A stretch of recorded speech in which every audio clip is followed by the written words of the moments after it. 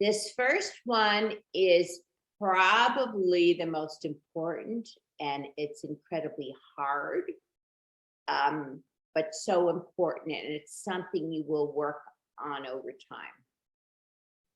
And I had this quote, I'm going to say I held on to this quote for 20 years from this Dr. Gallagher, and he said, there needs to be a place for disability in the family, but disability needs to be kept in its place.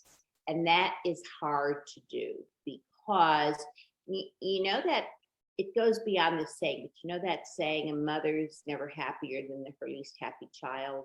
That's a mild version. And so when there is something right yet wrong with a child, threats to their life or facing a shortened life, I understand it's very hard to say, contain that. Don't let that become all of life. So I know how hard it is, but that doesn't mean it's not essential. Guilt is such a huge part of this, and fighting it. And then there are issues with survivor guilt.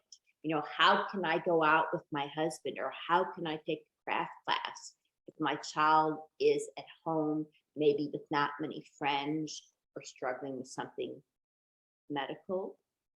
So this is very hard to do, but it's very essential.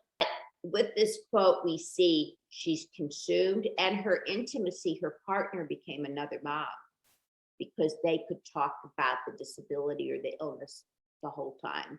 And then we see something I'll be talking about later, that she was mad he was working because it's something else to do and she only had that. And that gets that issue becoming consumed. It also gets an issue we'll talk about more, probably in about 15 minutes, about role changes and resentment.